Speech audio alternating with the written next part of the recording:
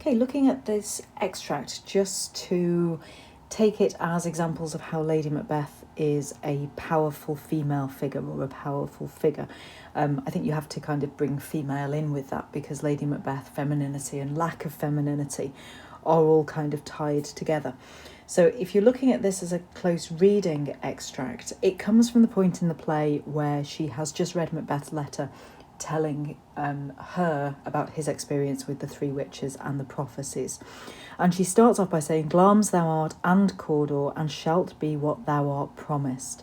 So she's talking directly to Macbeth. This whole speech is addressed to Macbeth in his absence. And she addresses him as the title that he's just got, so Glamis and Cawdor, to show that actually two of the three prophecies have come true. And she is absolutely determined and convinced, as shown by that shalt, you shall be what thou art promised, by implication the king. So she is buying in wholeheartedly to the idea of the prophecy, and that she is going to be the future queen. She also takes it as a promise, the idea that there is no doubt about this. So straight away, as a powerful character, Lady Macbeth is dealing with kind of certainty and assurance. There is no doubt in what she's saying and what she's doing when she comes to her view of the future. However, and this kind of caesura in the middle of the line, that pause, shows where her fears lie, where her doubts lie, because still talking to Macbeth in his absence, she says, "Yet I do fear thy nature." So she knows, in terms of Macbeth is likely to have doubt, that she is convinced of the way to act. She's going to go on to talk about Duncan never leaving the castle again if he arrives, but she fears Macbeth's kind of tendencies. So I do fear thy nature. I am worried about your nature. Not that she's scared of him, but that she worries his kind of own natural take on things is not going to be strong enough to actually do what she considers they have to do. And this particular image, his nature is too full of the milk of human kindness to catch the nearest way. It's a really useful quotation for Lady Macbeth, especially when you're looking at power and ambition, because she kind of relates Macbeth to something that is soft and maybe even maternal, if you take that milk idea. Something that is nurturing, something that is kind of maternal. And she says, "You're too full of the milk of human kindness." Human kindness, kind in terms of that sentiment to mean nature. He's too nice, basically. He's going to be too gentle. If you're looking at Lady Macbeth and gender, the idea that she gets some of her power by defeminizing herself and emasculating Macbeth. And here she's doing that again. She's emasculating him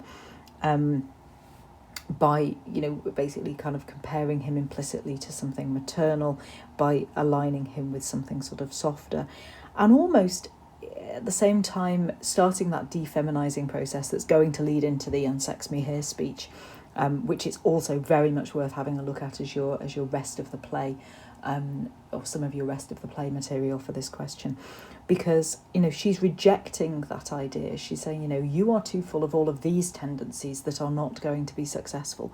So at the same time she's emasculating him, feminizing him, defeminizing herself. And to catch the nearest way, connotations of catch in terms of grabbing, snatching, plucking out of the air. The nearest way, the most expedient, the most opportune way, so the easiest way as she sees it. And it kind of comes out, and Macbeth's already had this thought as well, but it comes out that, the easiest way of becoming king is to get rid of the existing king. She goes, "Thou wouldst be great," so you would want to be great, you would want to be significant, and you would be significant. You're not without ambition. And this is a key kind of theme. She values ambition. She values that kind of going out and getting what you want. So he's not without ambition, but he's without the illness should attend it.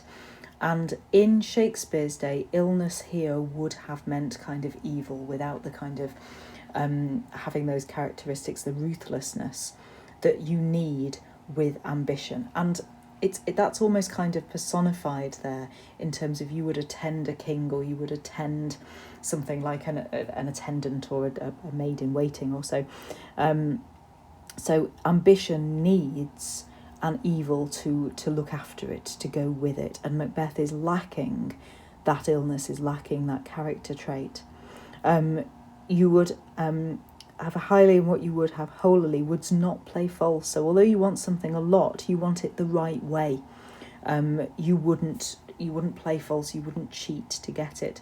So she's actually dismissing his honesty, or his potential honesty and his potential scruples. If you have scruples, you have those kind of morals, that conscience. You wouldn't play false, but yet you'd want to wrongly win. You want to have it, and you would have great Glamis. And remember, she's using one of his titles. And she says, you have that which cries, thus thou must do, that you must do if you have it, and that which you would rather fear to do, you should wish should be undone. So, this whole idea, she compares him later on to the cat in the adage who wants the fish but won't get its feet wet.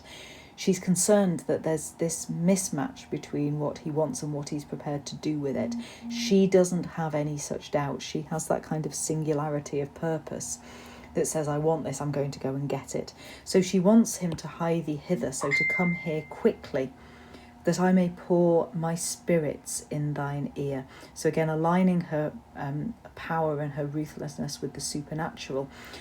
Shakespeare also uses this idea of pouring poison into characters' ears in Othello and in Hamlet. And it's kind of aligned with that she is going to kind of contaminate his brain through what she says and through how she argues with him. And she will chastise with the valour of my tongue all that impedes thee from the golden round. So chastising is to kind of tell off, is to kind of keep in line. With the bravery of her tongue, with the kind of courage of her tongue, she's going to be able to talk him into doing what she thinks needs to be done. So part of her power lies in her language, her persuasiveness, and actually her psychological manipulation of Macbeth. If you think of if I had promised so to you, and the dashing of the baby while she was feeding it, this idea that she is going to influence him.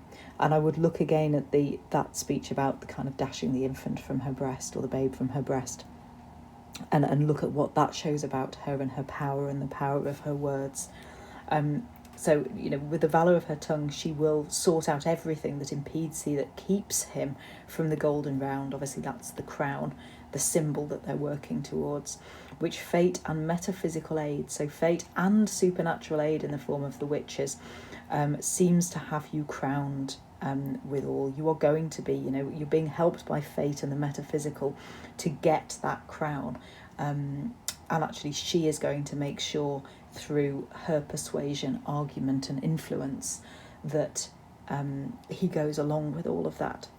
If you're considering Lady Macbeth and power, look at those first significant speeches between Macbeth and Lady Macbeth and what she's doing to him, and the argument she's using, and the kind of psychological manipulation tactics she's using.